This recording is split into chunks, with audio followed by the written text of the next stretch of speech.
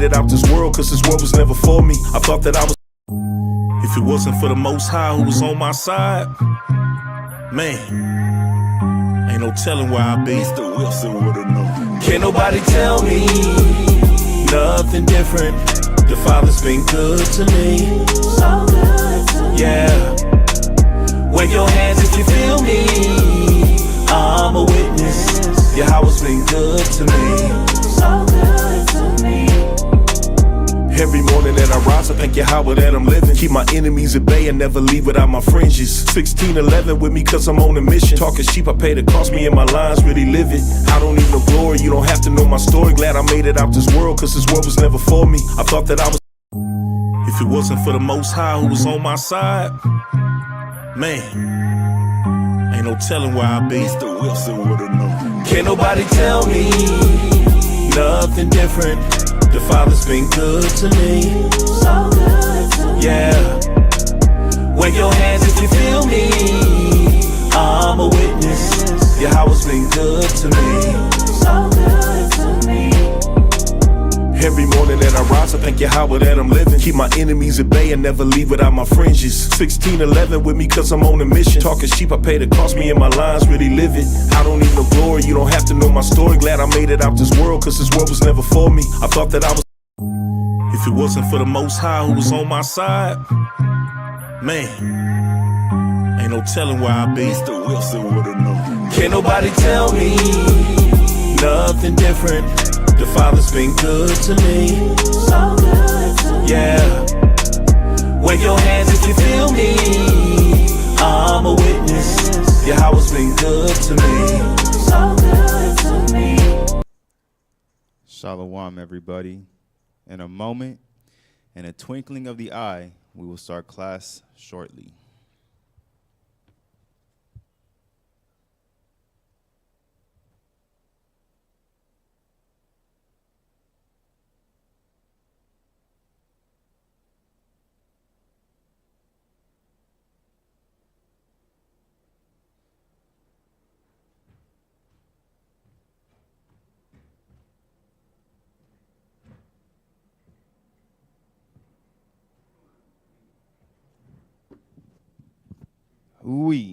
What's good, everybody? Got a new setup going on. Seeing the other brothers put in the work, double time with their AV duties, making sure everything stays straight on my own end too. But we're gonna get into it tonight. It's been a minute since I've been up here, but it's world history once again, whether you like it or not, boring or sin, it's your choice. And it's not boring.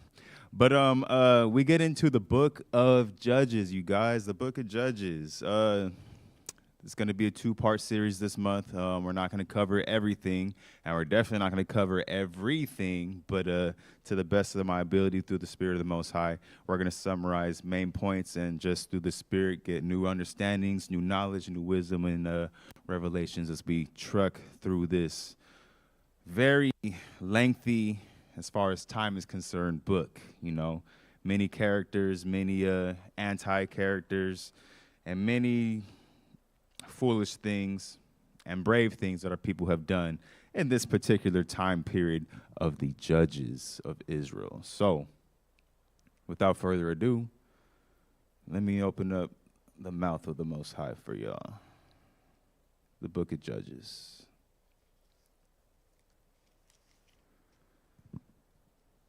Somewhere in chapter 1, verse 1.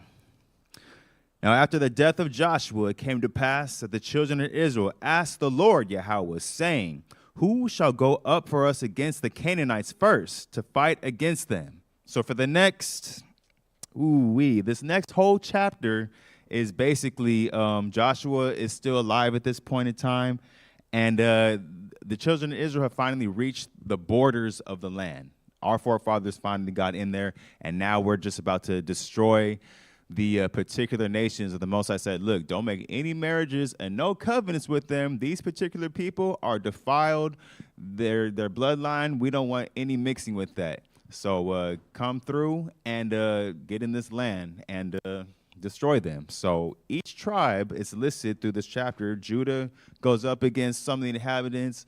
Zebulun goes against some of the inhabitants. Benjamin goes up to the inhabitants. Ephraim, all 12 tribes. You know, it's an easy win, especially with the leadership of Joshua. Check out the previous lessons from the week or 2 or 3 actually prior before that. So yeah, so our people are continuing the war in the land, up in the hills, the valleys, the mountains, the plains, by the springs, the waters, even by the coasts further to where the sea is, you know, not the Caspian, the Mediterranean Sea. All these territories and all these land masses our people are now going over and, you know, taking over for the most part, because unfortunately, we didn't get rid of everybody and all the inhabitants. Some of them actually proved to be too strong. This is a particularly interesting verse. Verse 19. I'm going to start from 18. Also, Judah took Gaza with the coast thereof, and Ashkelon with the coast thereof, and Ekron with the coast thereof.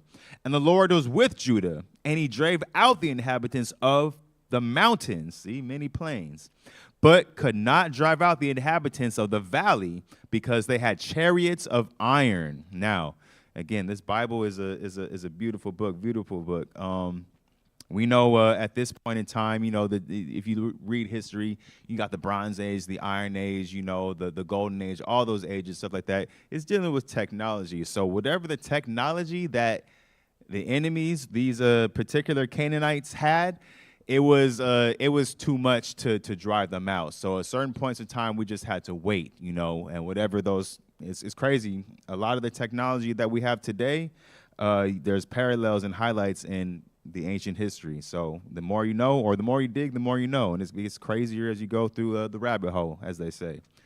So at that particular time, that was a particular nation of, or rather tribe of Canaanites that we weren't able to get rid of. And as you keep reading through this chapter, it becomes more prominent. Like there's more Canaanites that get left over. For whatever reason, our people decided not to completely waste them out, as was the commandment of the Most High. Let me read another verse for you guys real quick.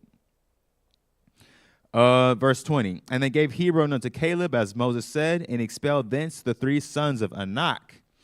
And the children of Benjamin did not drive out the Jebusites that inhabited Jerusalem, but the Jebusites dwell with the children of Benjamin in Jerusalem unto this day.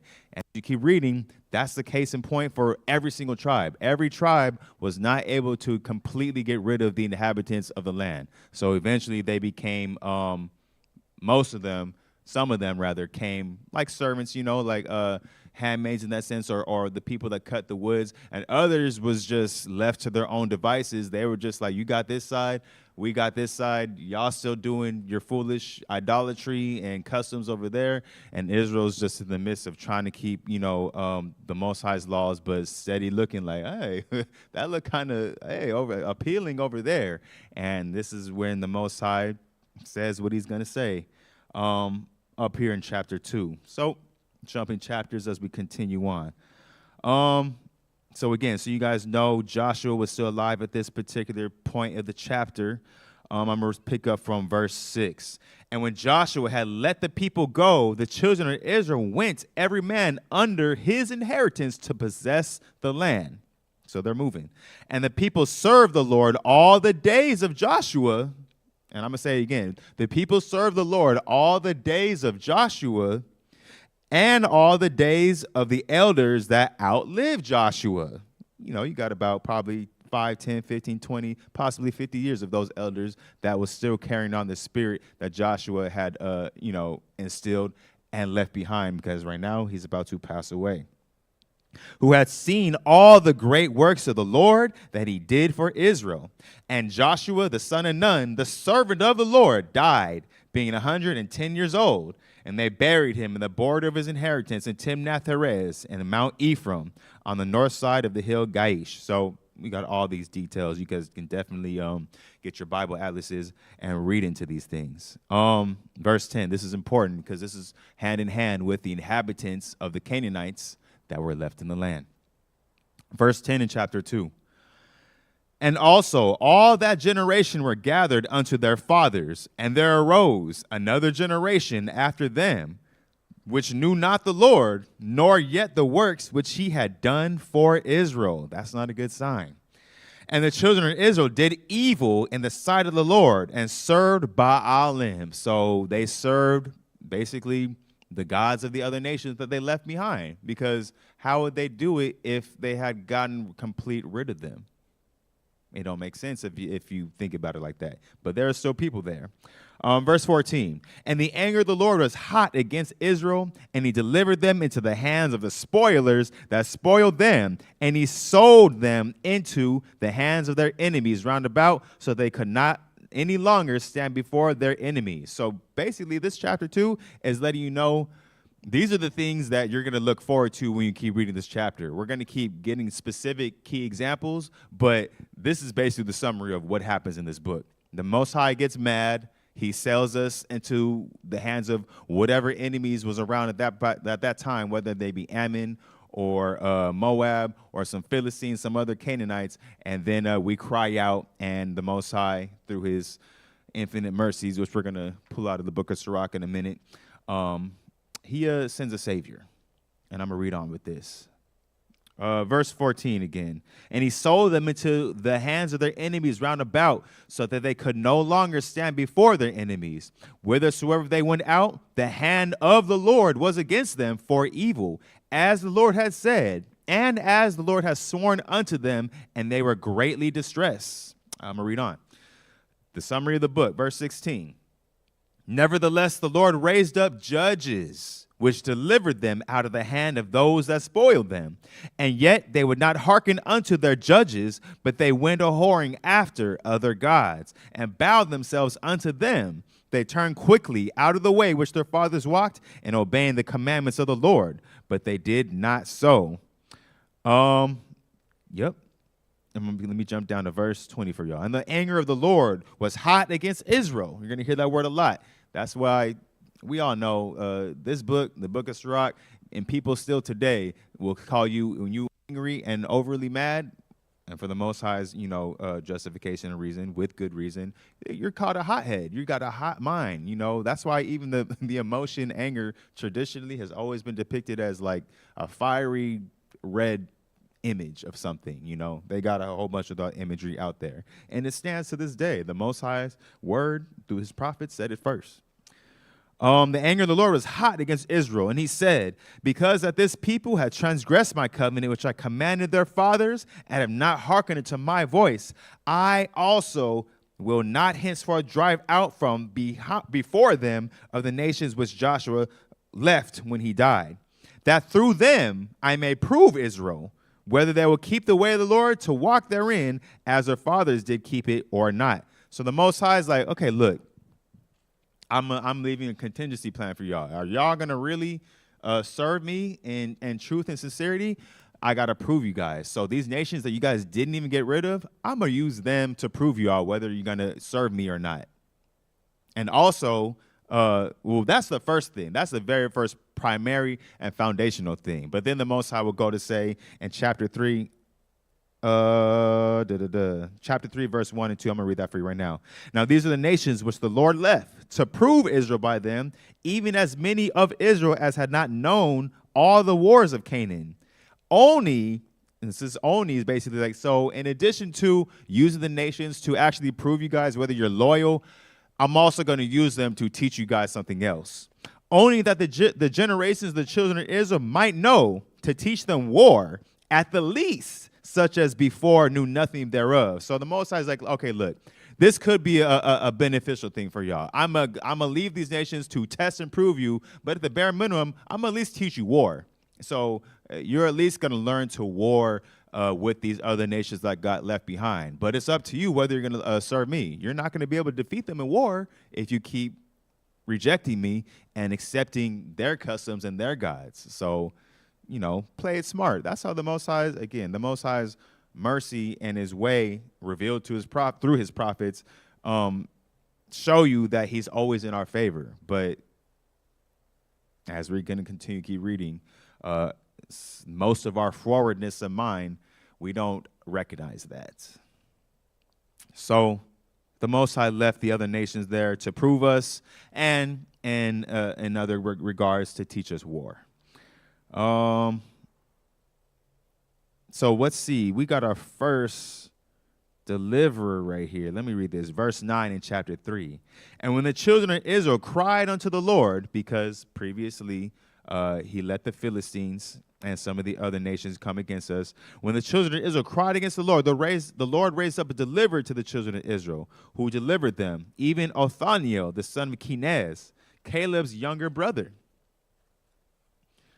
And the Spirit of the Lord came upon him, and he judged Israel and went out to war. And the Lord delivered Cushan-Rishathaim, king of Mesopotamia, into his hand. And his hand prevailed against Cushan-Rishathaim. So, verse 11, and the land had rest 40 years, and Othniel, the son of Kenaz, died. So that was the very first judge, Othniel. Shortly after he died, Israel just, there's no judge, there's no head, rather, there's no visible representation of the Most High. We're just going to go and do what seems right in our own eyes. Back at it again. So I'm going to read this for you guys. The land had rest 40 years. Othniel died in verse 12. And the children of Israel did evil again. And the children of Israel did evil again in the sight of Yahweh, the Lord. And the Lord strengthened Eglon, the king of Moab, against Israel, because they had done evil in the sight of the Lord. And he gathered unto him the children of Ammon and Amalek. That's three nations. Moab being the head at this point in time, but two other nations coupled alongside with them, and went and smote Israel and possessed the city of palm trees. So the children of Israel served Eglon, the king of Moab, 18 years. And as we keep going through this book, we see the sentencing gets a little bit longer and a little bit longer and a little bit longer. But 18 years, man, 18 years is a long time.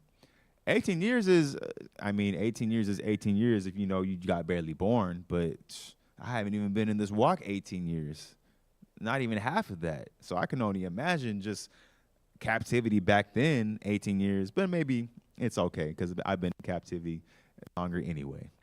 But it's not fun, I'll tell you that. So I'm going to read this on for you. Verse 15.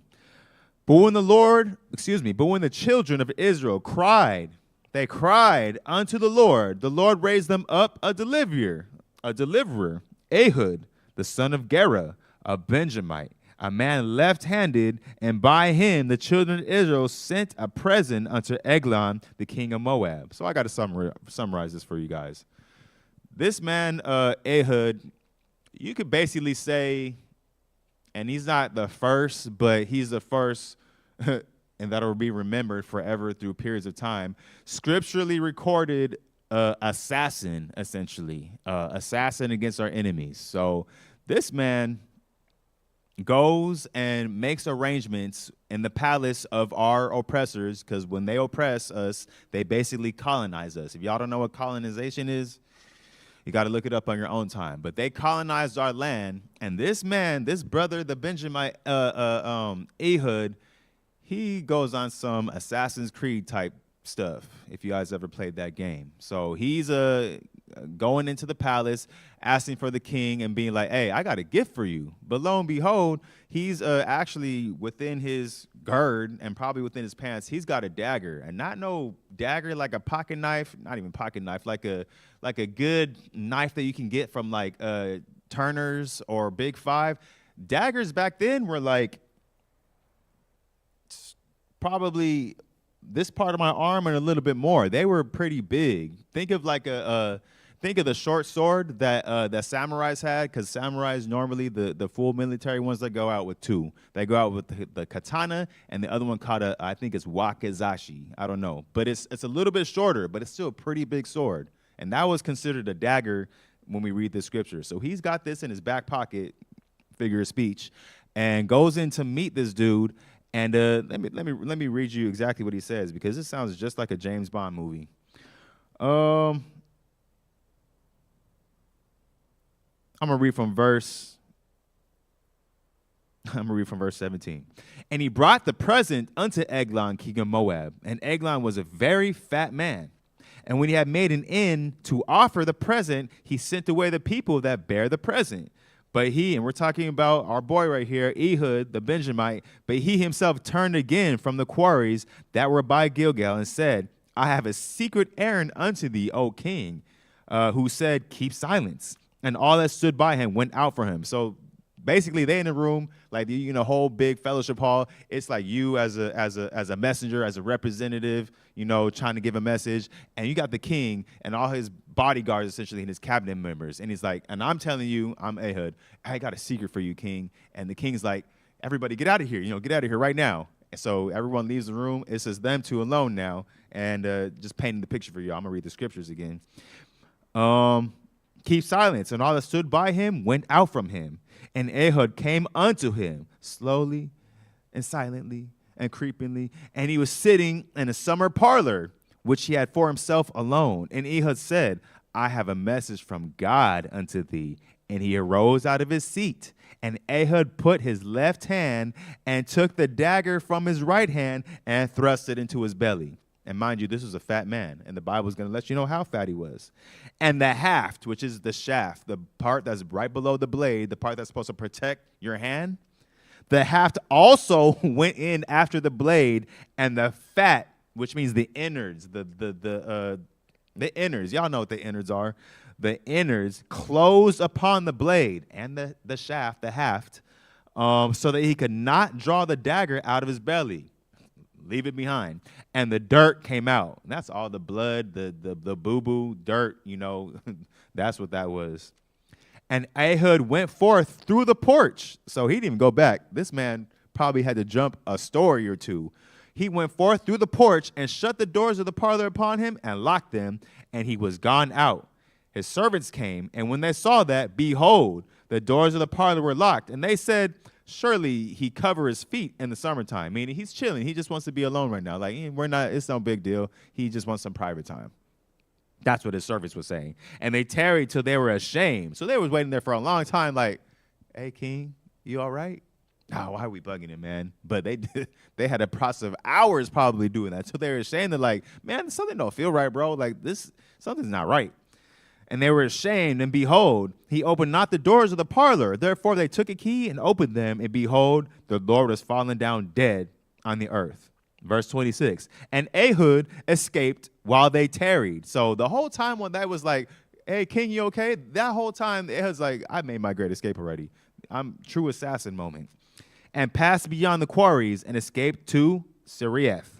And it came to pass when he was come that he blew a trumpet in the mount of Ephraim, and the children went down from him on the mount and before him. So basically, at this point in time, the head is gone.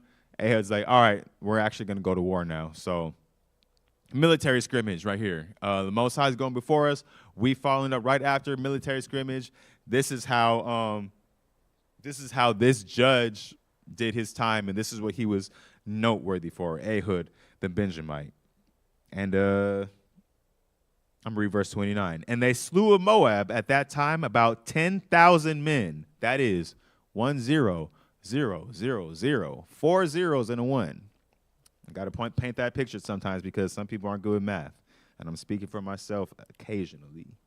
So Moab was subdued that day under the hand of Israel, and the land had rest 80 years. 2, 4, 6, 8. 80 years. 80 years. That's how long the land had rest through the works of Ehud the Benjamite, the left-handed Benjamite, like they always tend to be at this point in time. And after him was Shamgar the son of Anath, which slew of the Philistines 600 men with an ox goad. He also delivered Israel. So that was another judge right there. He's not really too much expressed on, but Shamgar, the next judge after that. And then we go to chapter 4. And what's going on? The verse beginning of chapter 4. And the children of Israel again, man, it didn't even say did evil again. It starts off, and the children of Israel again did evil in the sight of the Lord when Ehud was dead. So when the righteous man went away, Israel's like, let's go over there. Just call it what you want, sneaky or just plain dumb sometimes. Our people gotten easily influenced and enticed with the same things, with the same natures of people that have been around us 3 times now. At this point, this is the third time. And now the 4th judge has to come about. And this judge is pretty unique because this judge is actually not a man, it's a woman. And her name was Deborah. So the children of Israel cried unto the Lord against their enemies, and the Most High is like, here. Verse 4, and Deborah, a prophetess, the wife of Lapidoth, she judged Israel at this time. And she dwelt under the palm tree of Deborah between Ramah and Beth-el and Mount Ephraim. And the children of Israel came to her for judgment. So this is the thing. The scriptures let you know that, and if you don't know what a prophet is akin to what the book of Samuel calls a seer. They're basically people that have the ability to receive visions, voices, whatever the majesty and might of the Most High to get his communication through, angels, what have you. He's dealing with people like this specifically so that his word can be expressed and go forth. And at this particular time, he did choose a woman that was named Deborah. Now, this is the thing. You have a lot of women in Christian churches today that will use this as a reason to go against what our brother Paul was talking about in the New Testament about, I suffer not a woman to teach and let them be silent in the church. All those stipulations, which is basically the culture of how we live, again, that's the culture that's ingrained within the law, they don't contradict. This is how, as we continue to read through this book of Judges, this is how it's made sense. Although, yes, Deborah was directly getting the will of the Most High from her and telling people this, there was still an aspect and role of what she could do and what she could not do. And what she could not do was, in this particular instance, lead people out to war. It never says, even in this instance, that she was within or speaking within a congregation like that, like how they so-called or so profess women pastors or women prophetesses like to do within many of the churches within Christianity. They're still out of order. And let me just show you the order that Deborah took as being a prophetess. And she was married too. So guess what? She still had to run things through her husband. And even beyond her husband, she had another man named Boaz that actually took charge of military campaigns on the Most High's behalf. Not her. Not like these other judges, which were hearers and seers of the Most High's word, and then battlers and fighters at the same time too. No. Let's show you the actual scriptural order of how this woman prophetess worked. And Deborah, a prophetess, the wife of Lapidoth, she judged Israel at that time. And she dwelt under the palm tree of Deborah between Ramah and Beth-el and Mount Ephraim. And the children of Israel came up to her for judgment. And she sent and called Barak. Excuse me, I said Boaz earlier. My mistake. Barak was the man. He was the military man. She sent and called Barak, the son of Abinoam, out of Kadesh Naphtali, and said unto him, hath not the Lord God of Israel commanded, saying, go and draw toward Mount Tabor, and take with thee 10,000 men of the children of Naphtali and of the children of Zebulun? And I will draw unto thee to the river Kishon Sisera, the captain of Jabin's army, with his chariots and his multitude, and I will deliver him into thine hand. So this is, again, the order. She's giving the instruction of the Most High to Barak so that he can do what a man is supposed to do, which is, in this particular instance, lead the army against our enemies. It'd be no different than today when the Most High chooses a female to, have his word and prophetessing abilities about them. The thing is, it's about doing it in order. You wouldn't come before the body and the congregation to speak that yourself, but you go and you tell somebody that is of honor within the body, and it's been approved that you are being dealt with the Most High, and you relay the message like that. That's just the order that the Most High set for the women. And again, Paul goes about that. He literally tells you, I suffer not to teach within the congregation. Not that they can't teach the children of their households, and not that they can't teach through wisdom and instructions even in their own marriage. But in this instance and in that instance, there always still must be rank and order respected, as far as how the Most High designed things through his law. So Barak she's basically now telling Barak, now is the time of deliverance. This is how you're going to go fight this battle and fight this war. So the war is with, let me get this for you in the chapter.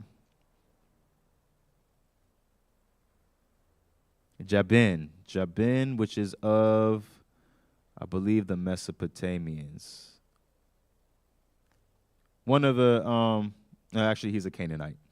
So let me explain basically how this battle happened. So the initial military scrimmage between Barak and his 10,000 and Sisera and Jabin is won. The victory is won.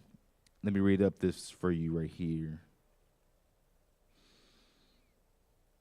Verse 13, and Sisera gathered all his chariots, even 900 chariots of iron, and all the people that were with him from Hashereth of the Gentiles unto the river Kishon. And Deborah said unto Barak, up, so instructing the man of war, up, for this is the day in which the Lord had delivered Sisera into thine hand. Is not the Lord gone out before thee? So Barak went down from Mount Tabor, and 10,000 men after him. And the Lord discomfited Sisera and all his chariots and all his hosts with the edge of the sword before Barak, so that Sisera lighted down off his chariot and fled away on his feet. So, yeah, anytime you read about battles in this very big Bible about the Most High discomfiting, basically the way the Most High is getting to people is he's instilling fear. He's instilling fear into these military people to where they no longer have the courage as men to fight. And when he does that, they flee. Now, how the Most High does that, he's got a lot of tricks in his bag, whether it be through dreams, which we'll see later in this book, whether it be through cosmic events like meteor showers or other spectral reasons. The Most High's he's got it all. So you definitely don't want to be on his bad side, even as his chosen and even as these nations out here. But, just like Pharaoh, he's got to harden your heart. He'll do that to express his glory for the rest of the world to see, as we have seen. So Sisera, which is the military leader, he flees after, going up against the children of Israel. And this particular man, not to get too much in it, he flees to, a certain section where he's eventually killed by a Israelite woman. So we have an Israelite woman that is a prophetess, and we have an Israelite woman that's not necessarily a military woman, but through her own household and her charm of being a wife is actually able to kill the captain of a rival, not even rival, of an enemy army. And that woman's name is Jael. And she's given honorable mention in the Song of Deborah and Barak, which is in chapter 5. But let me read that for you guys out of the scriptures, because I'm pretty sure a grip of you or some of you definitely want to know that. Verse 18, and Jael, the woman, went out to meet Sisera and said unto him, turn in, my lord, turn in unto me, fear not. For when he had turned in unto her in the tent, she covered him with a mantle. And she said unto her, give me, I pray thee, a little water to drink. I am thirsty. And she opened a bottle of milk. She went above and beyond and gave him drink and covered him. And he said unto her, stand in front of the door of the tent, and it shall be, when any man doth come and inquire of thee, and say, is there a man here, that thou shalt say, no. Then Jael, Heber's wife, took a nail, so this man is asleep. Then Jael, Heber's wife, took a nail of the tent, and took a hammer in her hand, and went softly, such is the nature of a righteous and beautiful woman, went softly unto him, and smote the nail in his temples, and fastened it to the ground. So these are our people living in tents. So some hammers and nails around to fasten those tents. Y'all been in tabernacles, y'all did it enough, or at least had enough help. That's what she used to do this, which is these are not these are not military tactics. These are these are our people defending what we have and the respective rank of how we got it in any way that we can. That's the situation we got going on right here. For he was fast asleep and weary, so he died. And behold, as Barak pursued Sisera, Jael came out to meet him and said unto him, Come, and I will show thee the man whom thou hast seekest.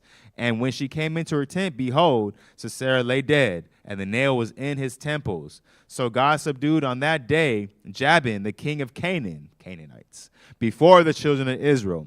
And the hand of the children of Israel prospered and prevailed against Jabin, the king of Canaan, until they had destroyed Jabin, king of Canaan, which basically means freed themselves from captivity. So here in chapter 5, you get a really long song that basically goes into a little bit of more detail of that battle with Barak, supported by Deborah through the Most High, and Sisera and Jael, and all the honorable mentions that happened in that battle. And again, to the Most High's point of causing fear in his enemies before we actually go and pursue and destroy them, this is what he did in this particular battle.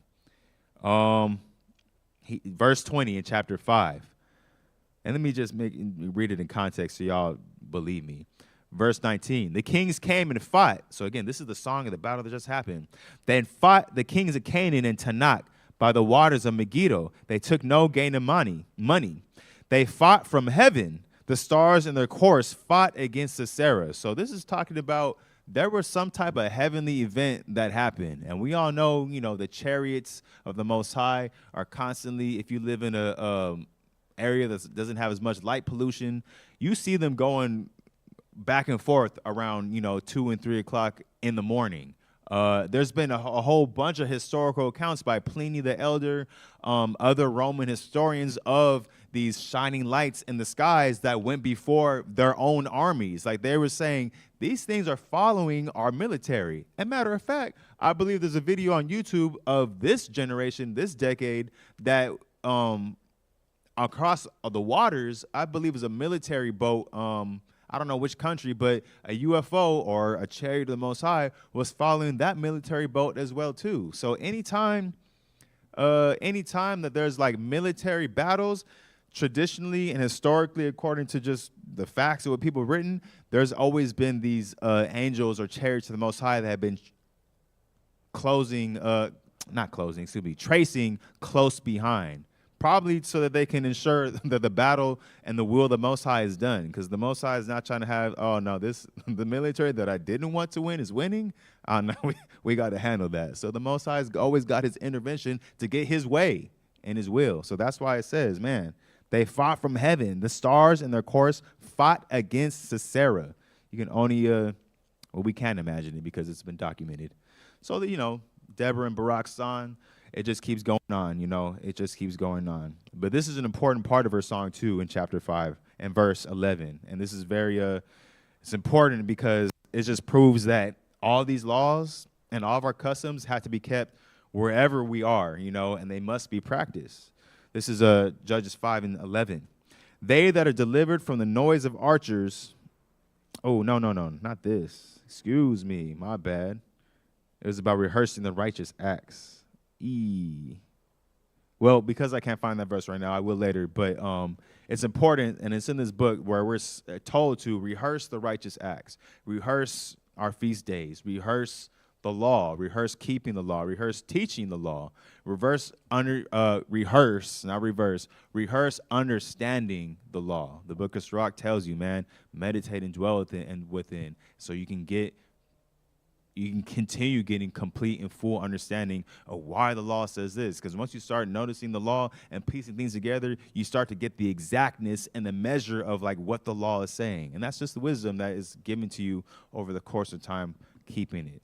So definitely keep it, because when you do, we're not put in situations like this where we need a man savior or judge in a sense.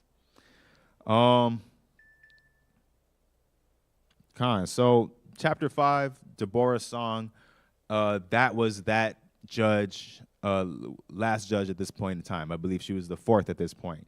Chapter 6, man, a familiar beginning of the story. 6:1, and the children of Israel did evil in the sight of the Lord, and the Lord delivered them into the hand of Midian 7 years. So in this particular captivity of 7 years with the Midianites, we're going to find that the judge at this time is actually Gideon, Jerubbaal, all that.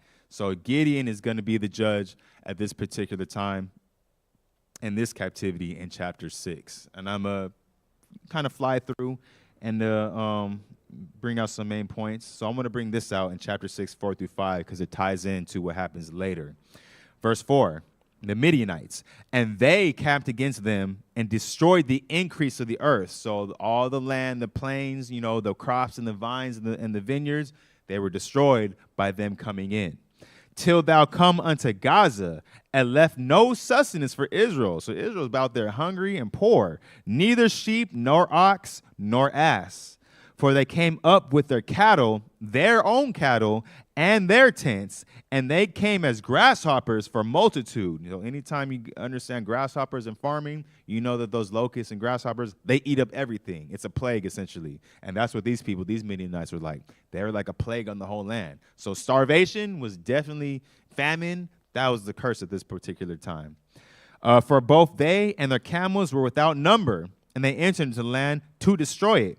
And Israel was greatly impoverished because of the Midianites. And the children of Israel cried unto the Lord.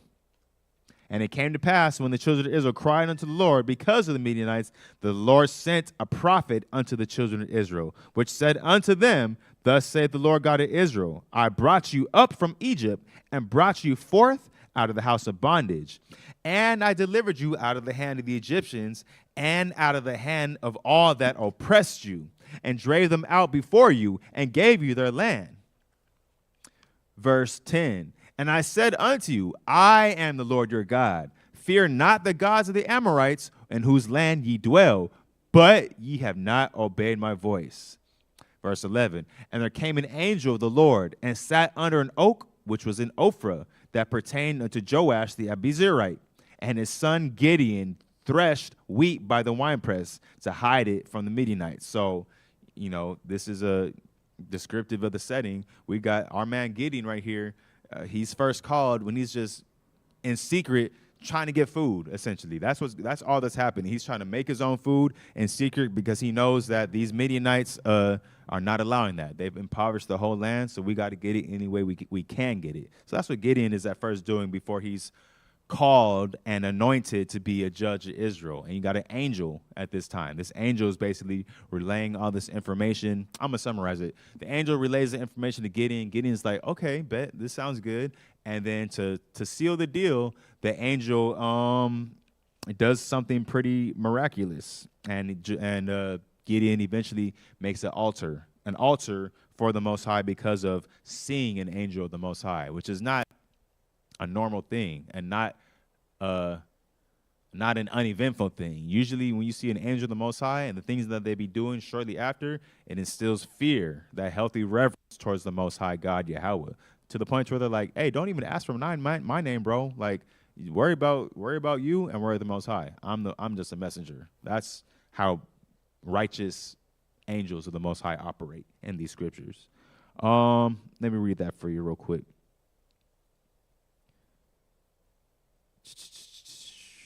Verse 21, and the angel of the Lord put forth the end of the staff that was in his hand and touched the flesh and the unleavened cakes, because Gideon was asked to make a sacrifice for the Most High.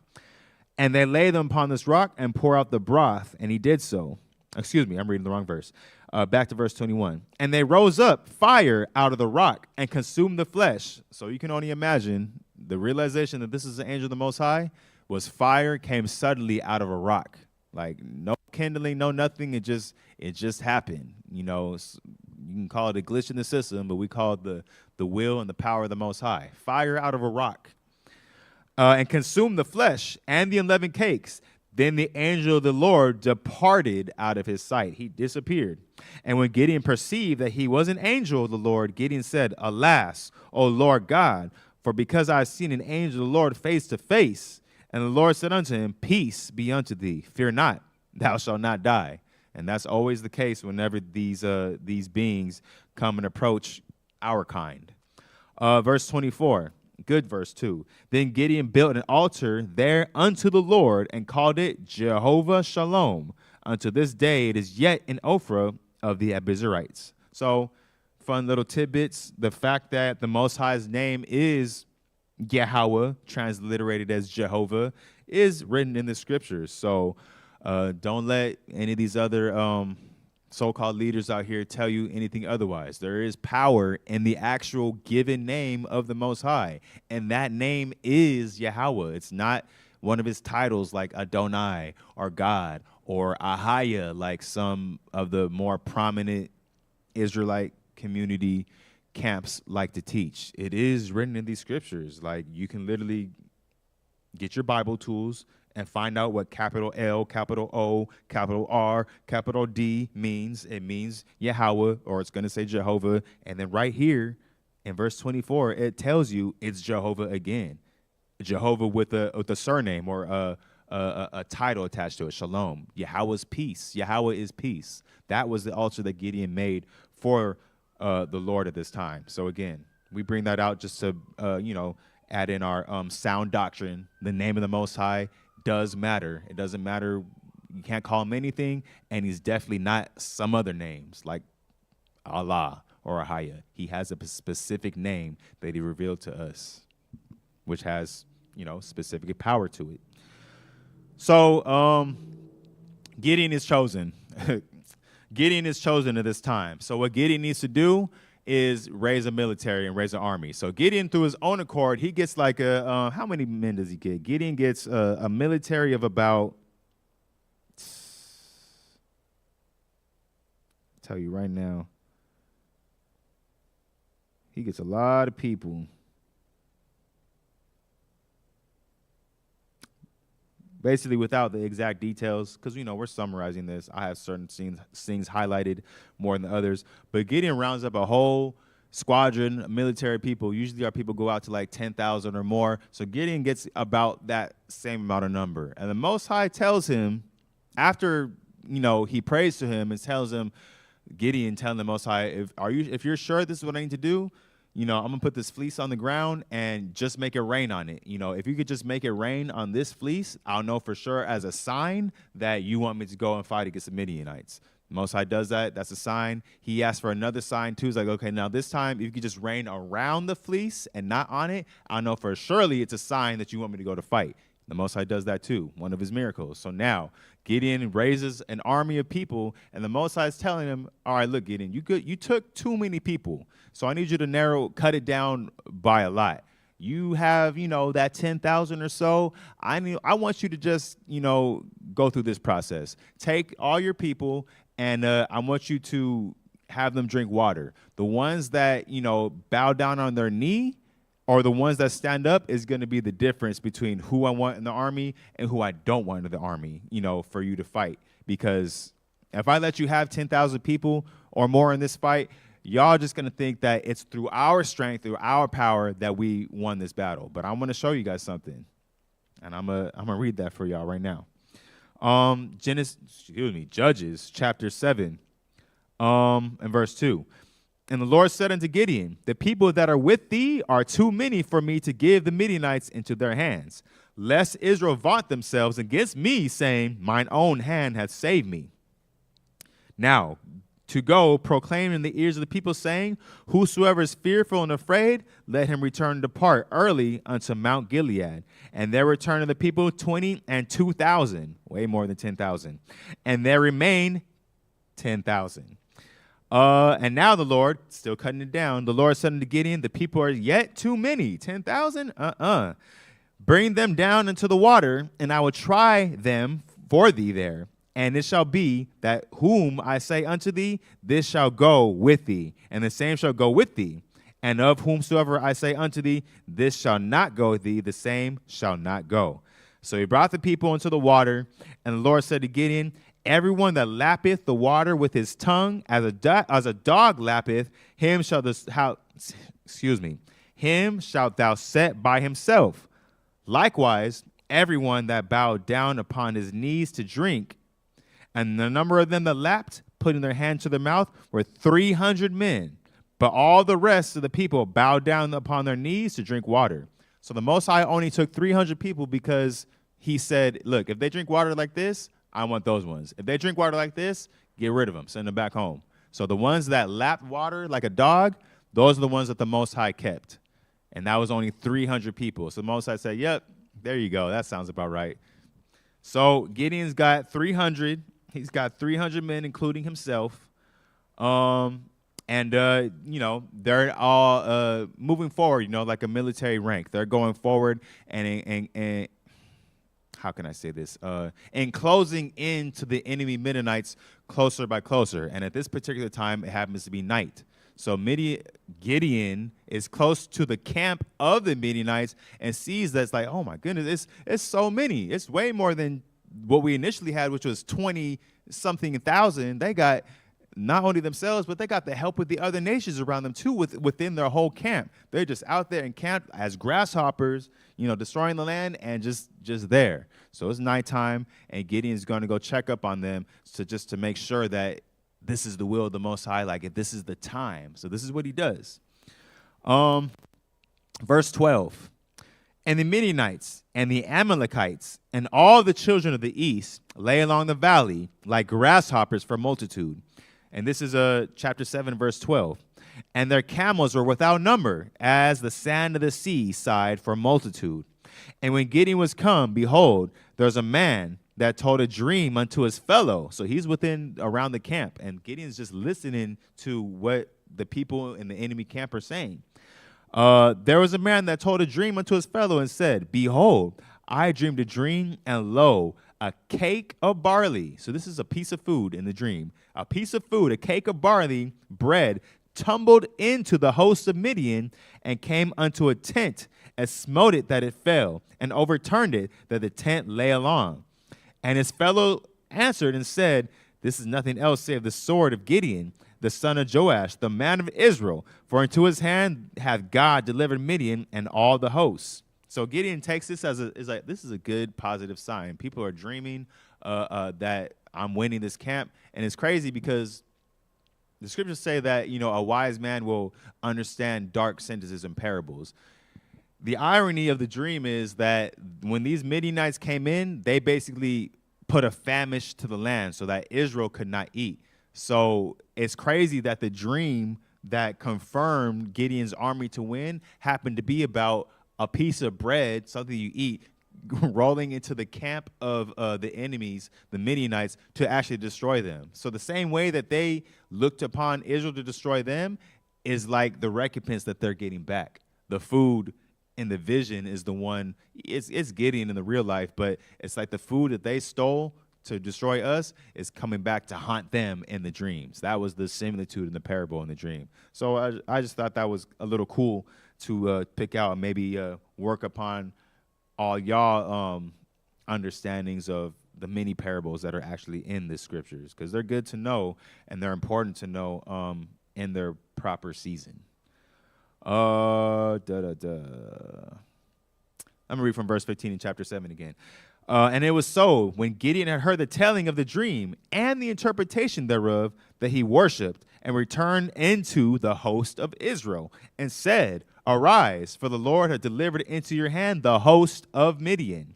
And so what he does is he divides his 300 men into 3 camps, 100, 100, 100, and I'm going to explain what it was they were supposed to do. And he said unto them, look unto me, verse 17, and do likewise, and behold, when I come to the outside of the camp, it shall be that as I do, so shall ye do. When I blow the trumpet, I and all that are with me, then blow ye the trumpets also on every side of all the camp, and say, the sword of the Lord and of Gideon. So Gideon and the 100 men that were with him came unto the outside of the camp, the enemy camp, in the beginning of the middle watch. This is the middle of the night. And they had but newly set the watch, and they blew the trumpets and break the pitchers that were in their hands. So they basically got a bunch of noise going on in the midst of the night where the watchmen of the enemy camp and all the military are basically asleep. So they go upon making this loud noise. They break their lamps, so they got fires going, and it's just like essentially what you would like to call it, that they call it today, psychological warfare. Ain't no physical touching as of yet, but it's psychological. The camp is already scared. The Most High has already put a spirit of fear upon them. So the Most High did his part, and now Gideon and his 100 men and the other 200, they're making more noise to think that it's like, dang, it's just like a whole uproar. They're already here. They making it think that it's bigger than what they thought it was. And mind you, the enemy camp was full of other nations. You have the Midianites, Amalekites, and then it says the people of the Far East. Their coalition is only like founded based upon let's go against these Israelites. But when you have fear set in and you have a survival of the fittest, like get my own mentality, get involved, you start to have betrayals. And that's exactly what's about to be expressed in these scriptures with the fear of the Most High and this psychological warfare that's going on with this particular battle. So the three companies, they broke the pitchers and they blew the trumpets and they cried the sword of the Lord to Gideon.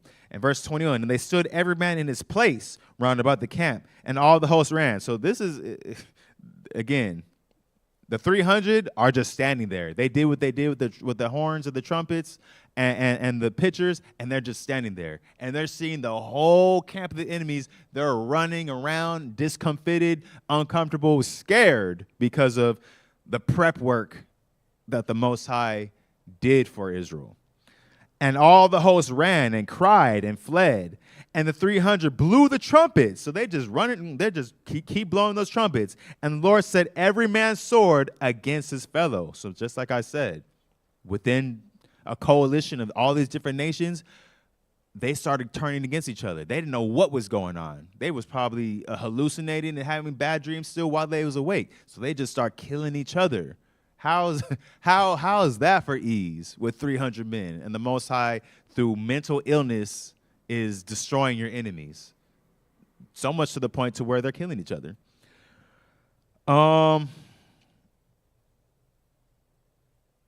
Verse 22, yeah. So, and the Lord set every man's sword against his fellow, even throughout all the hosts. And the host fled to Beth Shittah and Zerath, and to the border of Abel-Amath, Abel-Holah, unto Tebeth.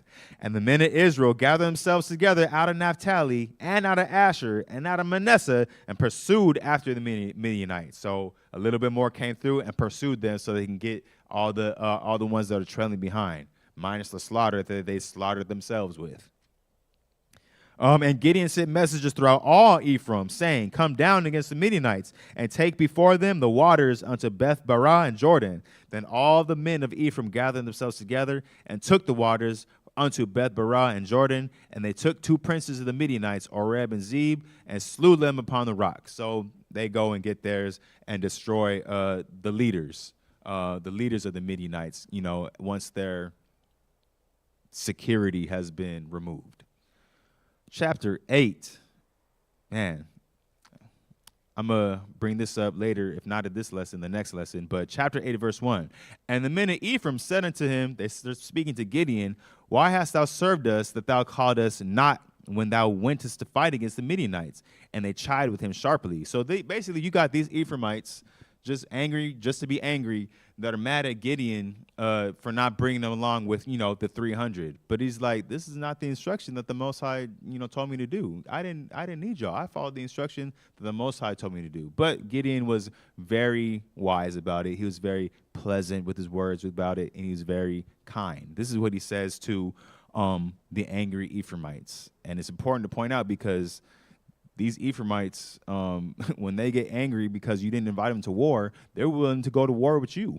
That's how disrespected that they feel. And this is not the first time in this book alone. That's one of the characteristics, I guess, of this particular tribe.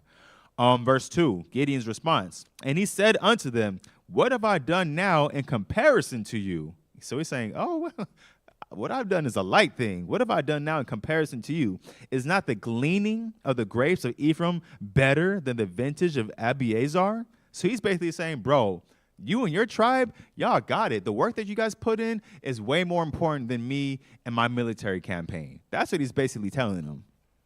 God had delivered into your hands the princes of Midian, Oreb, and Zeb. And what was I able to do in comparison of you? Then their anger was abated toward him, and when he had said that. So all Gideon had to do was, you know, I hate to say the word flatter, but Gideon had to, you know, put things in perspective. Like, look, man, like the stuff that y'all do is just as well, and if not better, than the stuff that I've been called to do. I'm your servant, you know. I'm doing this for you, so I didn't need you at this particular time. So those words, the Ephraimites were like, okay, we're turning back our anger. We don't feel disrespected that you didn't ask us to go to war, because if you don't give us a good enough reason, we about to go to war with you. And y'all think I'm lying, just keep reading on in this book. It was a wild time back in the book of Judges, man. Lots of just BS amongst our people. So that's what Gideon tells them. So now, continuing this chapter, not going to read too much of it, Gideon is approaching the leaders of the Midianites, you know, and some Canaanites, and, you know, he gives a speech talking about, you know, you destroyed my people. If you had not done so evil and wickedly with them, I wouldn't have done this to y'all. But, you know, expressing their no remorse as men and as people of war. You got the other nations saying, like, hey, look, as the man is, so is his strength. Fall upon us, kill us. So though Gideon destroys our enemies at this particular time. And Gideon is remembered. He's remembered for his attempts, you know, or rather his victories. Verse 22 in chapter 8. Then the men of Israel said unto Gideon, rule thou over us, both thou and thy son son's son also, for thou hast delivered us from the hand of Midian. And Gideon said unto them, I will not rule over you, neither shall my son rule over you. The Lord shall rule over you. And Gideon said unto them, but I would desire or request of you that you would give me every man the earrings of his prey. So basically Gideon's like, look, I'm not going to rule over you guys. Y'all have the Most High for that. But I'm going to ask you for one thing. Basically, give me all the materials, the gold, all that the Most High instructed a couple chapters back, you know, in the law. Give me those materials to make an ephod. Now, if you know anything about the ephod is a heavenly garment with stones, and two particular stones that are basically righteous divination from the Most High, yes or no answer. He says, make me, I'm going to make an ephod, and I'm going to leave it in the city as a memorial unto me. So that's the only thing that I want, which, again, was an error. And that's one of the things that you guys got to realize about a couple of these judges as we come on. These judges themselves, although chosen by the Most High, they weren't without flaw. Gideon, as we can see, Gideon's flaw led to more idolatry with making this ephod, which was only supposed to be created for the high priest. But for whatever reason, because of the power that this particular garment device had, it led to Israel messing up more, even though Gideon did everything that he was supposed to do to serve the Most High when he was called to fight. Verse 27, and Gideon made an ephod thereof, and put it in his city, even in Ophrah, and all Israel went thither a-whoring after it, which thing became a snare unto Gideon and his house. So I was like, oh, man, Gideon, you messed up right there. Like, no different than some of the kings in 1 Kings, you know, like, oh, we did all this, but we didn't do that. You weren't perfect in your serving of the Lord in that instance, because that ephod, that was a powerful thing to make people come and do what they did. Verse 28. Thus was Midian subdued before the children of Israel, so that they lifted up their heads no more. And the children was in quietness 40 years in the days of Gideon. So, you know, a little bit of silence. The next, what happens is Gideon, again, through his mistake, anytime you have, you know, mistakes, that generational curse kind of just plays out. So Gideon has a particular son out of 70 sons. This one son was born from a concubine. Now, the culture of Israel at that time was, if you were not necessarily pure-blooded Israelite, like, you know, your mommy and your daddy was in Israel, you were kind of in unrighteousness considered a lesser, I won't even call it like a second-class citizen, because that was the status for the other nations, but you were basically mocked, even if your blood was Israel, because we know that the seed of the Father is what you are. But because you have maybe a stranger of a parent, you are somewhat ridiculed or mocked within the culture of the time. And this is basically the background of the man named Abimelech. Abimelech, which was a terror to Israel for a good season of time, being an Israelite himself. Chapter 8 and verse 31, speaking about Gideon. And his concubine that was in Shechem, she also bare him a son, and his name was Abimelech. And Gideon, the son of Joash, died in a good old age, and was buried in the sepulchre of Joash, his father, in Ophrah of the Israelites. And it came to pass, as soon as Gideon was dead, that the children of Israel turned again and went a-whoring after Baalim, and made Baal-berith their god. And the children of Israel remembered not the Lord their God, who had delivered them out of the hands of all their enemies on every side. Neither showed they any kindness to the house of Jerubbaal, namely Gideon, according to all the goodness which he has showed unto Israel. So Israel backslides. They forget about everything that Gideon did. Gideon has, again, 70 sons plus one, Abimelech. And this is basically, through Israel's sin, the next cycle of madness that comes about in chapter 9. And Abimelech, the son of Jerubbaal, Gideon, went to Shechem unto his mother's brethren, and communed with them with all the family of the house of his mother's father, saying, so understand this. So you have this Israelite, Abimelech, son of Gideon, like the great Gideon, you know, a hero. But you have him, and he goes to his mother's house. Now, again, his mother was a stranger. His mother was a concubine. That means she wasn't an Israelite. So he's now in the city of in Shechem, and he's dealing with his mom's side of the family and, like, gaming them up. And this is the things that he says. Verse 2 in chapter 9. Speak, I pray you, in the ears of all the men of Shechem, the Abimelech's mommy's side of the family, whether it is better for you, either that all the sons of Jerubbaal, which are 70 persons, 70 people, Gideon had 7 sons plus him, to reign over you, or that one reign over you. Remember also that I am your bone and your flesh. So Abimelech, you know, and being a little bit socially estranged from his family, you know, he got 70 brothers of Israelite, you know, stock and mom, and then it's him. So, you know, growing up, they were probably clowning on that fool and, you know, making fun of him all types of ways. So Abimelech, now at age, has something ought against that side of his family, or rather his father's side, and is dealing now with his mother's side, which are, again, foreigners. And he's like, hey, would you rather have 70 of Gideon's sons rule over you, or me, who's Gideon's son, but your people's is also in me too. So he's playing it like that. You know, remember, I'm your bone and your flesh. That's what he says in verse 2. And verse 3. And his mother's brethren spake of him in the ears of all them in Shechem all these words, and their hearts inclined to follow Abimelech, for they said, he is our brother.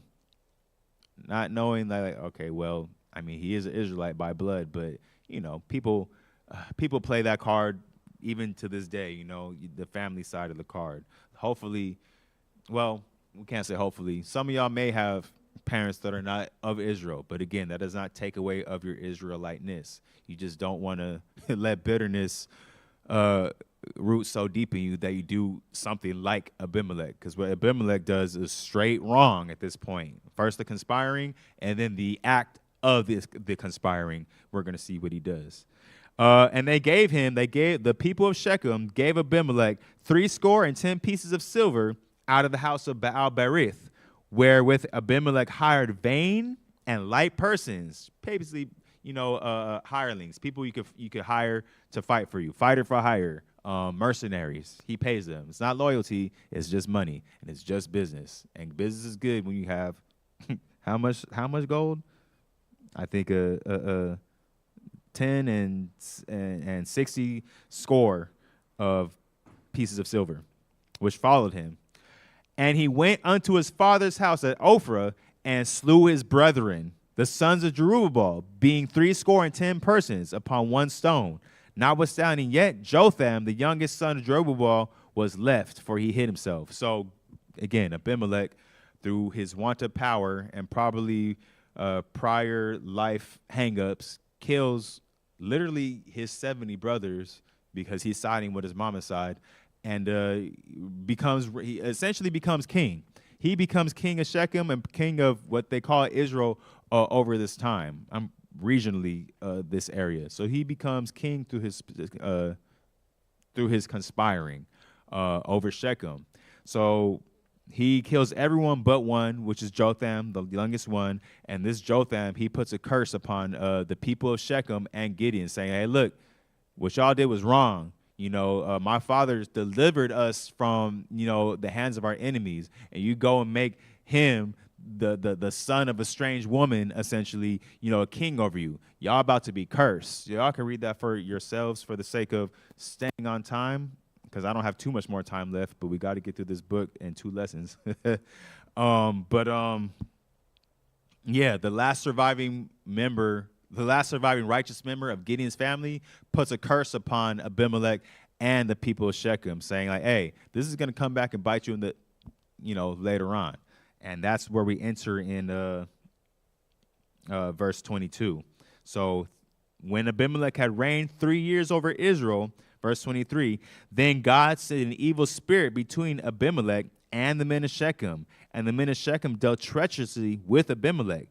Verse 24, that the cruelty done to the 70 sons of Jerubbaal might come, and their blood be laid upon Abimelech their brother, which slew them, and upon the men of Shechem, which aided him in the killing of his brethren. So the Most High, 3 years in this man's rulership, the Most High finally is like, okay, this is the right time. I'm sending one of my weapons of mechanisms. I'm going to make an evil spirit, come between the people of this city, which initially were with you, and you, Abimelech, and now y'all just going to be against each other. And it's ironic how he makes that happen.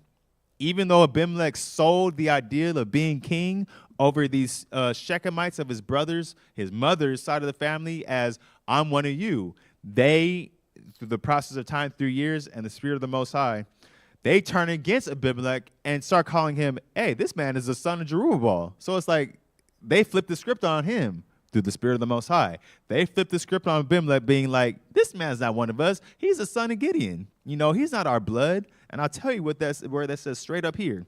This is what the people of Shechem said when that paranoia got too frictionless. There was no longer any unity within that kingdom that Abimelech was ruling over within Israel.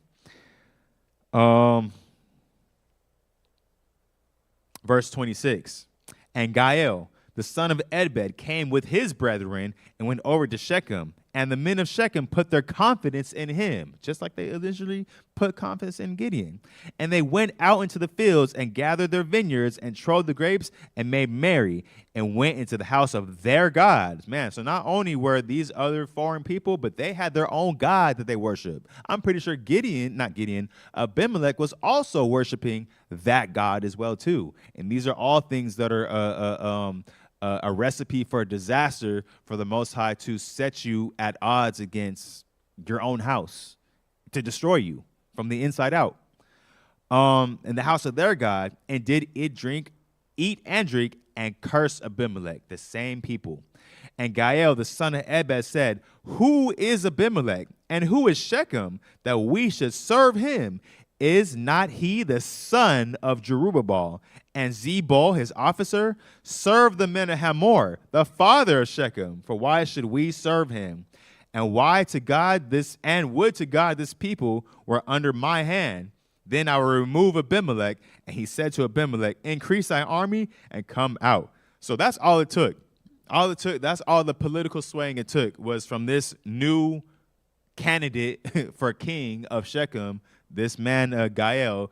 His what do they call it in politics? His whatever it is, his spin was, hey, this man is a son of the Israelites, the son of Gideon, and I am actually one of you. So he does the same, he uses the same speech that Abimelech used against them. And they're just all drunk and merry, worshiping their God, and their own madness are like, yeah, that's right. Not even remembering 3 years back, Abimelech came to us with the same spin, the same politic.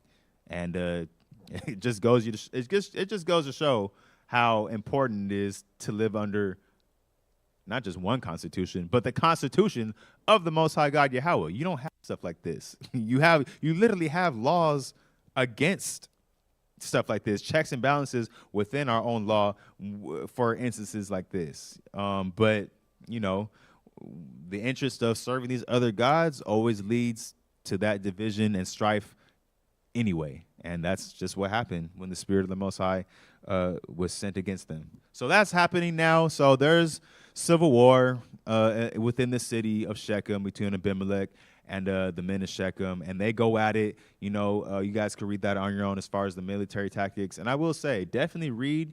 It may be boring to some of y'all. For some of y'all, it's probably really fun. We got ERT here. Y'all should definitely study this too.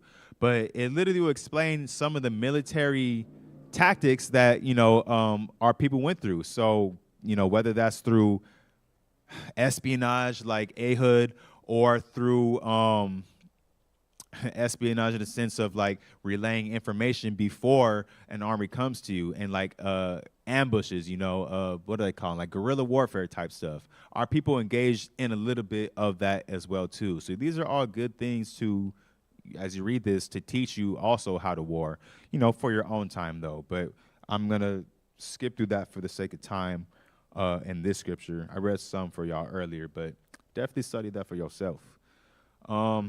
So Abimelech and the men of Shechem are at war with each other. Abimelech, at the final part of it, is seemingly winning. He goes to a tower where the rest of the men of Shechem are at, and he's setting it on fire. And there's one particular woman that's in the tower, and she sees him, and she drops a millstone from the tower, and that hits on the head of Abimelech. And then he's so ashamed and embarrassed that he tells his armor bearer, "Look, don't let it be known that a woman took me out. You fall upon me yourself and kill me with the sword." So his armor bearer listens to that, even though it's funny, even though through the prophecy of the Most High and what was written, what was true, that was revealed, so he didn't have the opportunity to be like, oh, hide away that a woman was. No, it was known, and it's written through the Spirit of the Most High of the history that it was a woman that killed you, and that you told your armor bearer to fall upon you, so the embarrassment and the shame wouldn't be upon you. But look what happened as an example in history. That's Judges chapter 9 for y'all. So verse 57, and all the evil of the men of Shechem did God render upon their heads, and upon them came the curse of Jotham, the son of Jerubbaal, the son that escaped. Chapter 10, and let's see, we might have a little bit of time. Chapter 10, continuing Judges. And after Abimelech, there arose to defend Israel Tola, the son of Puah, the son of Dodo, a man of Issachar. It's not explained what happened in these events, but he was the next judge. And then the next judge after that, verse 3. And after him arose Jair, a Gileadite, and he judged Israel 22 years. And it explains all that with him. And then verse 6, after even those two judges die, what happened? Verse 6, and the children of Israel did evil again in the sight of the Lord, and served Baalim and Ashtaroth, and the gods of Syria, and the gods of Zidon, and the gods of Moab, and the gods of the children of Ammon, and the gods of the Philistines, and forsook the Lord and served him not. So there was something, at the end of the day, it's faithlessness. There was a level of faithlessness that Israel had without a leader, essentially. Israel was not capable of keeping themselves accountable to the Most High when a righteous leader was not around. And that's just the pattern that we see. That's the pattern that we even recognize today. Matter of fact, you could say likely that the way that we got camps and factions spread out within the Israelite community today, we're living through the modern day book of Judges, you know, with some of us doing better than others, and some of us, obviously, when we read this law, definitely not doing what they're supposed to be doing. It says in this book that, you know, in those days, and these days we're reading, but in these days today, there is no king in Israel, and every man did what was right in his own eyes.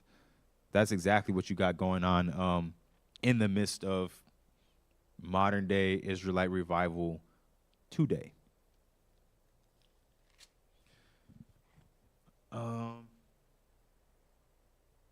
So man, now the Most High is going to give a really great speech as far as like, I've been doing this for y'all.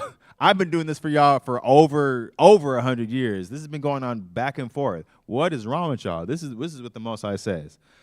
Verse 10 in chapter 10. And the children of Israel cried unto the Lord, saying, we have sinned against thee. So now they've been in captivity. We have sinned against thee, both because we have forsaken our God and also served Baalim. And the Lord said unto the children of Israel, did I not deliver you from the Egyptians, and from the Amorites, and from the children of Ammon, and the Philistines, and the Zidonians, and the Amalekites, and the Manoites did oppress you, and you cried unto me, and I delivered you out of their hand. Yet you have forsaken me and served other gods. Again, wherefore I will deliver you no more. Go and cry unto the gods which you have chosen. Let them deliver you in the time of your tribulation. And the children of Israel said unto the Lord, we have sinned. Do thou unto us whatsoever seemeth good unto thee. Deliver us only, we pray thee, this day. And they put away the strange gods from among them and served the Lord. And his soul was grieved for the misery of Israel. So this is the thing, man. Especially in this book. I'm going to bring out this scripture in Sirach for you guys so you guys can understand the might of the Most High. Even when the Most High straight up said, look, y'all some trifling MFers. Y'all go cry to the guys that you've been gone to, because guess what? I've done this. He's not even saying too many times. He's saying, I've been doing this a lot. I've been putting y'all in captivity. Y'all been crying to me. And then y'all do the same BS and worship and go whoring after me. And y'all cry to me. And I take y'all. I've been doing this over and over. And at this point in time, he's like, I'm fed up. Just go back to your guys. Just leave me alone. And the response is, no.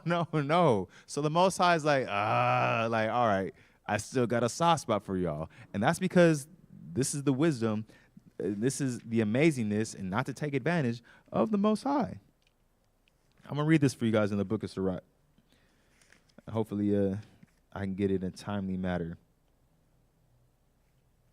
I'm going to read that one after.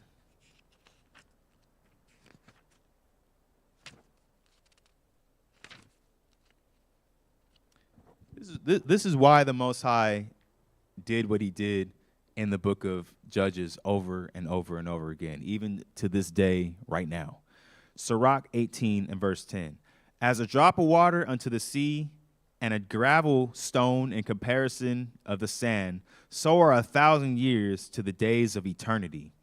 Therefore is God patient with them, and poureth forth his mercy upon them. He saw and perceived their end to be evil. Therefore he multiplied his compassion. That's why the Most High keeps doing this over and over. He said, man, all this stuff that I see what y'all doing, at the end of the day, this is like a drop in the ocean of eternity. So I have multitude of compassion for you guys, so long as you guys actually make the attempt to correct yourself. But this is where the continuing the wisdom is, to not take advantage of that. This is Sirach 5 and 6. And say not, his mercy is great, because it is. He will be pacified for the multitude of my sins. For mercy and wrath come from him, and his indignation resteth upon sinners. So even though his mercy is as an ocean compared to a drop, he's still saying, yeah, I got that, because I'm not going to completely destroy you guys as a nation. But guess what? Best believe the main offenders, I'm getting them.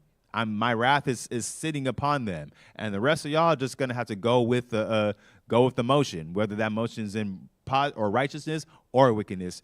That's my mercy. I'm not killing all y'all, but I'm definitely getting those main offenders. That's where it's saying, like, hey, don't think that you're going to Don't think that you're going to be the leader of the main offenders and not get dealt with. No, because yes, as we read this book of Judges, his mercies are multiplied as the waves in the ocean, but he's still going to, his wrath is just as equal, and he's going to take it accordingly. So that's why the Most High keeps doing what he's doing in this book of Judges. Man, I think we're going to get through Jephthah, and we're going to call it there. We're going to continue the next week, but I'm going to explain Jephthah for probably the next maybe 15 or 20 so minutes before we come to an end. Judges chapter 11. Now Jephthah, the Gileadite, was a mighty man of valor. This one's different. And he was the son of a harlot. Okay, so remember mentioning earlier about Abimelech being the son of someone that's not customarily acceptable in Israel because he was a concubine? This Jephthah was the son of a harlot. So this woman was more likely Israelite, but her occupation was not respected. And because her occupation was not respected, and that's who he gave birth from, Jephthah has this as his back history. So Jephthah was the son of a harlot, and Gilead begat Jephthah. And Gilead's wife bare him sons, and his wife's sons grew up, and they thrust out Jephthah, and said unto him, Thou shalt not inherit in our father's house, for thou art a son of a strange woman. So again, these things like this show you how our people are. You know, it shows you the customariness and the culture of our people. Our people can be pretty prideful at times. Our people can be pretty cutthroat at sometimes too. If you don't meet their manly or fleshly standards, because again, this Jephthah, he was the son of a harlot. He wasn't in the nuclear or core of the family. He was born of an other, and he got thrust out of his own household because of that. Verse 3, Then Jephthah fled from his brethren and dwelt in the land of Tob, and there were gathered vain men unto Jephthah and went out with him. So, you know, in his exile, he's, you know, out here. He's a man of valor, so he's worthy of being followed by people. But the people that were following him at that time, you know, they were vain men. You know, it wasn't his family and stuff like that. So he was going through something in life, you know, because of that exile. Definitely didn't feel good, I'm sure. Verse 4, And it came to pass in the process of time that the children of Ammon made war against Israel.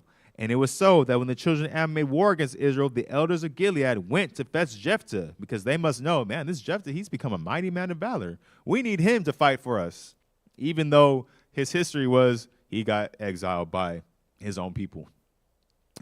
Verse 6, And they said unto Jephthah, Come and be our captain, that we may fight with the children of Ammon. And Jephthah is like,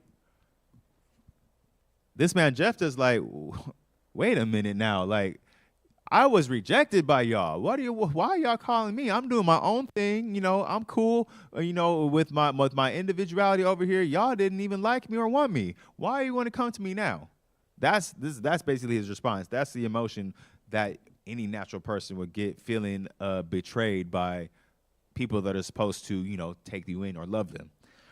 Verse 7, And Jephthah said unto the elders of Gilead, Did not ye hate me, and expel me out of my father's house? And why are you come unto me now when ye are in distress?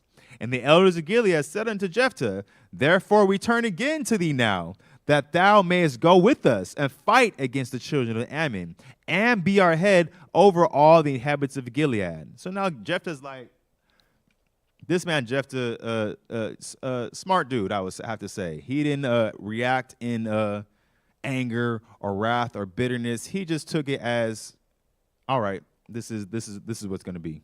So verse 9, And Jephthah said to the elders of Gilead, If ye bring me home again to fight against the children of Ammon, and the Lord delivered them before me, shall I be your head? So he's like, all right, this is the stipulation. Y'all going to not only take me back into my rightful inheritance, because I am a man of Israel, but are y'all then going to make me your head? Like, I'm going to be top dog. Will you guys give me in that position? Because, you know, I've been through some years, man. I've been through some years of exile. I made a pretty decent name for myself, and I'm still feeling a little bit type of way. So Gideon's like, I need some recompense for what y'all put me through and accepted. Verse 10. And the elders of Gilead said unto Jephthah, the Lord be witness between us, if we do not so according to thy words. Then Jephthah went with the elders of Gilead, and the people made him head and captain over them. And Jephthah uttered all his words before the Lord in Mizpah. And Jephthah sent messengers to the king of the children of Ammon, saying, so now he's head of the military now. What hast thou to do with me, that thou art come against me to fight against in my land? So now this part of the chapter is pretty, you could say long and drawn out, but it's just more history. It's history I'm definitely going to have to summarize for y'all. So Jephthah is keeping the law, because in the law you see that before we go to battle against our enemies, we need to speak peace to them. So if there's reason of diplomacy within the nation of Israel and another nation, we can be diplomatic, and we don't have to fight and have bloodshed and go to war. We can just come to an agreement. So Jephthah's like, okay, look, this is what I'm gonna do. I'm gonna send a message to the children of Ammon and be like, hey, look, why are you guys taking over my land? Like, this was never yours. So now the children of Ammon, they send a message back. This is the back and forth dialogue between two nations. They're saying, hey, yeah, you did. When you guys came out of the land of Egypt, y'all took our portion, you know, this particular land. Matter of fact, I'll read it for you guys right now. Ba-da-bow. Verse 13, and the king of the children of Ammon answered unto the messengers of Jephthah, because Israel took away my land when they came up out of Egypt, from Arnon even to Jabbok, and unto Jordan. Now therefore restore those lands again peaceably. So that was the agreement that the Ammonites wanted. Like, hey, look, y'all took this. But now Jephthah, being a smart man, and this was a relatively smart man, he goes into the whole history of how they attain the land that they're currently in that the Ammonites want to take from them. He's like, no, that's not so. He gives the whole rundown. He's like, hey, look, when we came out of Egypt, the Most High sent us here and there and everywhere and there, and then we got here and we fought against a particular tribe of Amorites, you know, with Og of Sihon and Og of Bashan. I'm getting the people's names wrong, but it was the king of Bashan and the king of Sihon. We fought against them, and then we took the land from them. So we never took any land from you.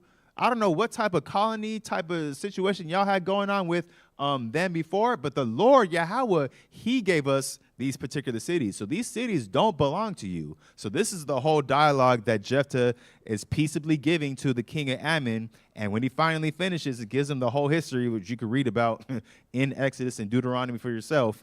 The king of Ammon is still just like, no, not so. That's not what we're going with. So now, because he disagrees to the peaceable arrangements, just as the law says we're supposed to do, go make, try to speak peace before your enemies. Because he didn't want that, now we go to battle. We go to war with them, just to prove that this is the land that the Most High gave us.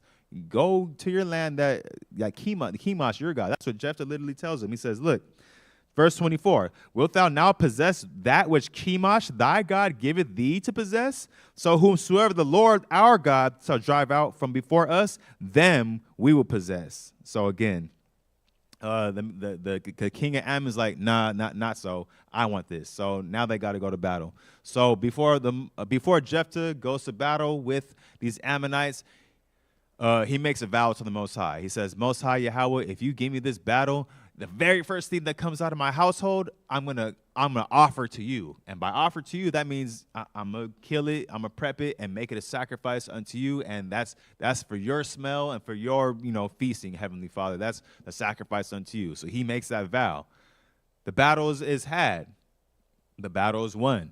Jephthah now returns home. And what happens to be the very first thing that comes out of his household is his only daughter. So now Jephthah's like, oh my goodness. Like, he's like, his heart has just dropped. He's like, daughter, what have you done? Like, I made a vow to the Most High saying that the very first thing that comes out of my house, I got to sacrifice. It was you. I gotta offer you to the Most High now. And this is just the faithfulness of,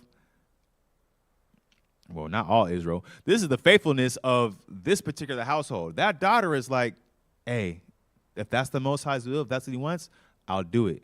Just give me this. Let me bewail my virginity and this whole situation that I'm in for like 2 or 3 months. Let me just, let me kick it with my friends. Let me kick it with my other loved ones, stuff like that. I'm a virgin. I've never even known a man. Just let me bewail, this thing that's come upon me before it actually happens. So she's granted that for like a good 3 months. And then that vow is kept. Jephthah has to keep that vow. And she was offered unto the Most High at this particular time, during that particular time, because that was his vow. And with that, too, it was a custom, and this is the thing that is beautiful about our people, because we have a book of laws, and then we have a whole bunch of cultures within our tribes, under those laws. We don't keep this today, but back then, it used to be a custom within all Israel that, I'm going to read it for you guys. Judges chapter 11 and the end of verse 39.